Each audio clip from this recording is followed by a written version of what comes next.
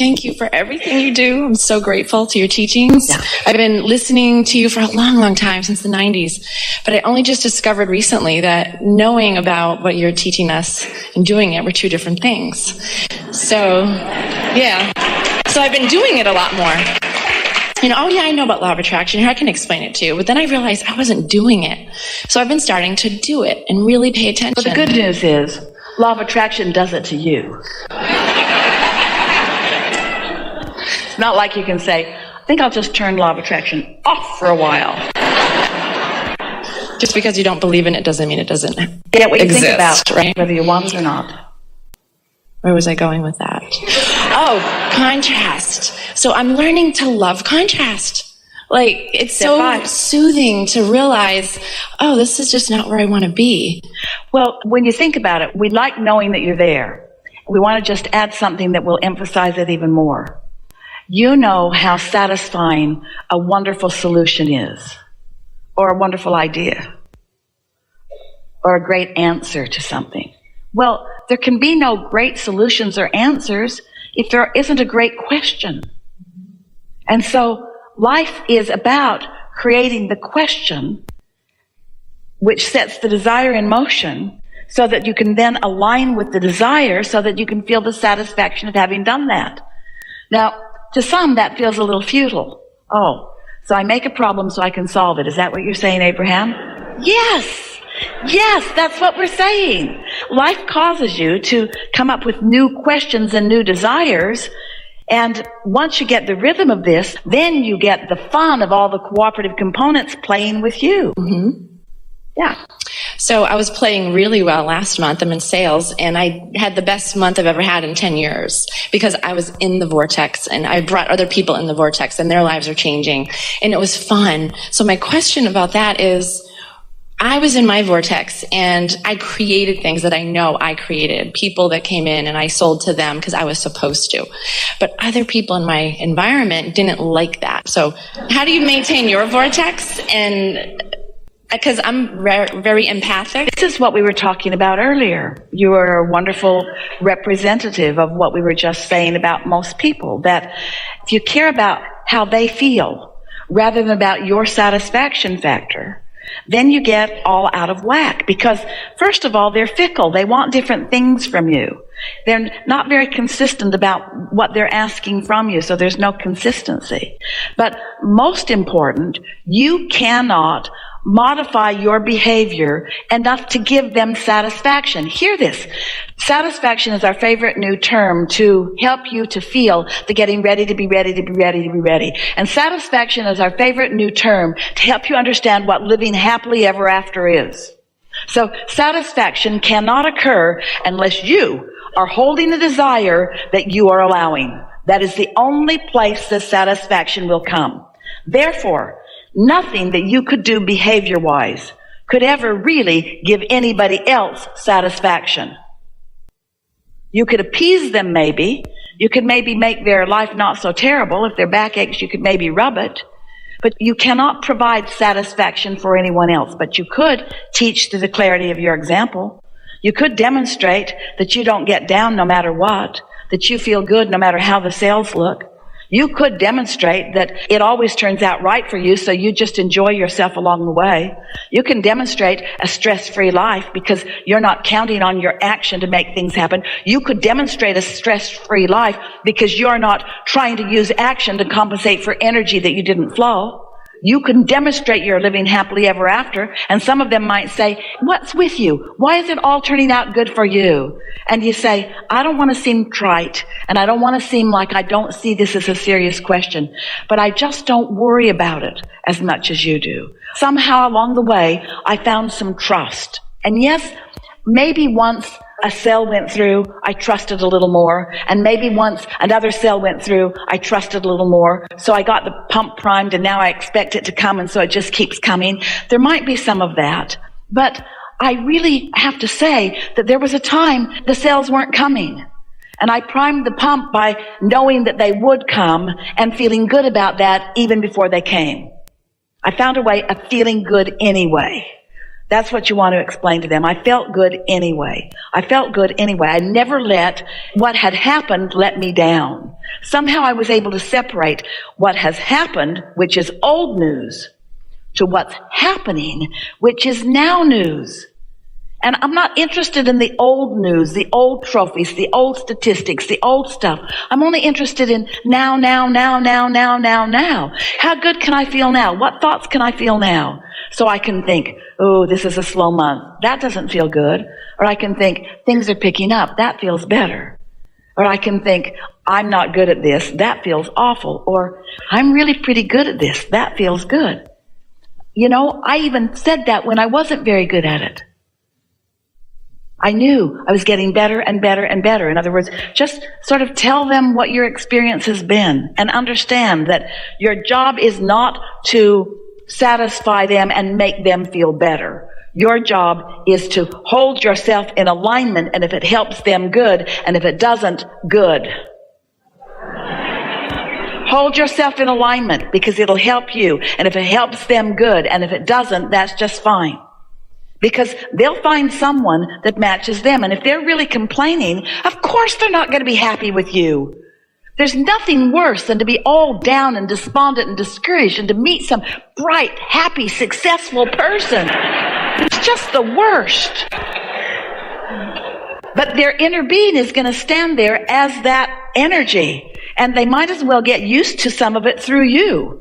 Because if they don't find a way to make peace with your happiness, they're never going to find a way to make peace with their inner being who's always happy. You might want to say to them, if you really want to get their attention, you know, I never could understand why it bothers someone when someone wins. I've never thought of a teeny little finite pie. I think the pie is big enough for all of us. I think there's enough to go around for all of us. By my success, I'm not taking away anybody else's success. The market is way bigger than that. The playing field is way bigger than that. You're pinching yourself off, man, with your jealousy. Now, they're not going to want to hear it, and they're not going to hear it, and you're not going to be in the vortex anymore after you say it either. I've done that before. True. So this is what it feels like. It feels like my best manifestations have come when I didn't even know, law of attraction was operating. I saw someone post something online a few years ago. It was a beautiful tree. And I thought, oh, I love that tree. And she had just moved into this community. I said, I want to live in a place like that. And I let it go. I never thought about it again. Several months later, my sister took me to a home to look at. It was that community. I now live in that community. I didn't even know that that's what I wanted, and I created it, but I didn't focus on it. Thank you. I didn't focus on it. I wasn't trying every day. I wasn't, I'm really trying right now to get back in the vortex. There are a lot of people who are creating by default, which means they're not paying attention to how they feel, and they don't know what how they feel means anyway. And so when they don't feel so good about something, that's how it keeps turning out. And when they feel better about something, that's how it keeps turning out.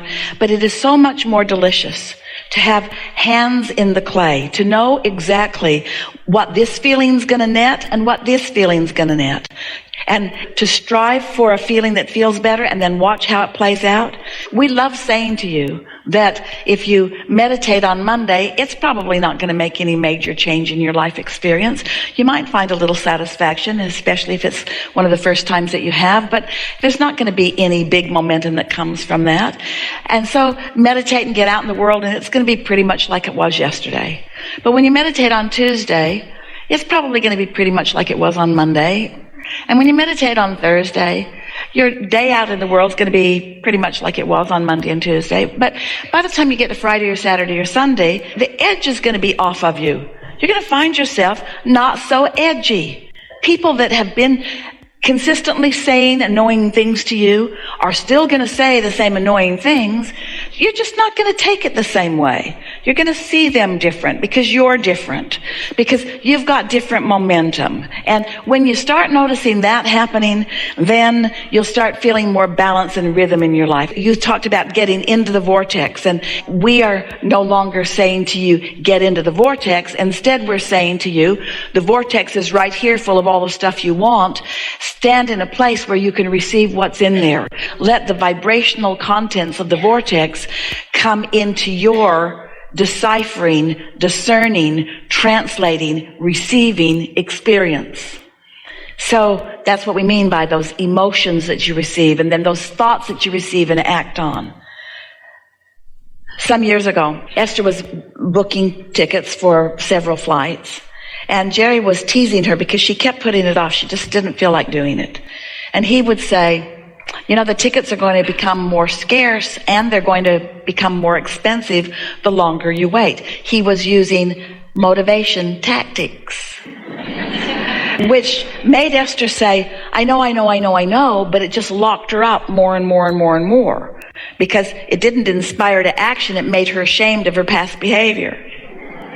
And so every day she'd get up thinking she was going to do it, and every day there was too much resistance for her to break through. And then one day she'd meditated and she was feeling good, and they'd taken a walk, and all of a sudden she got an impulse to go. And she called the airline. That was many years ago. Instead of getting online, she called the airline, and she had about 10 different cities that she wanted to book. And the woman said, boy, is this your lucky day? These flights were not there half an hour ago. I don't know where they came from. And so Esther's inspiration had led her to something that wasn't there. Your motivation will cause you to rendezvous with different things than your inspiration will, you see.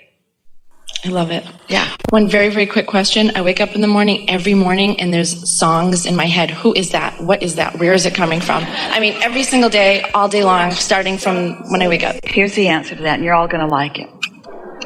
You know how we talked about how when you have a desire, even if you are in a resistant mode, in other words, your desire is causing you pain, still your desire is alive and pulsating, and it's still being answered. And then a bird brings you a message, because it's something that you can see with your eyes. It's hard to miss the fact that the bird's sitting where it shouldn't sit, or closer than it usually is, or has its attention on you and seems to be speaking something directly to you, even though you're trying to get it to go away. One day a bird was on the chimney of Esther's guest house, and her daughter was there, and her daughter was trying to get some work done that she didn't want to do. They were on vacation and she was working, and she was annoyed about it. And she actually went out and threw rocks at the bird. Just little pebbles. But the happy bird was just annoying to her. It was chirping right down the chimney. She just wanted it to go away. Sometimes you're not in the receptive mode, but it doesn't mean that the bird isn't there. The revelation is always there for you. It's the reception that you want to be aware of. And so when you are in the receptive mode, you remember earlier we were talking about how your inner being knows where you are in relationship to everything you want. And here's the answer to your question. And knows your path, because you're the one that puts all the resistance on the path. There's no other resistance. There's no other path than the path that you've created for yourself, and there's nobody else putting resistance on your path. You're putting it all on. So your inner being knows where you stand right now in relationship to everything you want. And further, your inner being knows what your path of least resistance is. And very often, your inner being will offer the vibration that you translate into a song. Listen to it. Pay attention to it. Pay attention to the feeling of it most of all. And once you've got the feeling isolated, once you have calibrated yourself into the feeling of it, very often the thought that song means to you will come into your mind. That is a really wonderful vibration turning to a thought, and a thought turning to a thing. So it's a message then? Yeah. Oh. But you see, this is the important thing. This is what we want you to hear. The messages are there all the time. The answer is, can you hear them? And the answer to that question is no, so I'm having to translate a damn song. But when a song keeps coming and coming and coming and coming, or the birds keep showing up and showing up and showing and showing up and showing up, stop and say, all right, what is it that I've been asking about? Because there's something here, and don't try too hard, but meditation will help you to know what that song's about. You'll get so a song will come right into your mind and you'll know it. Calibrate yourself to it and watch what happens. Really good. Thank you so much. Yeah.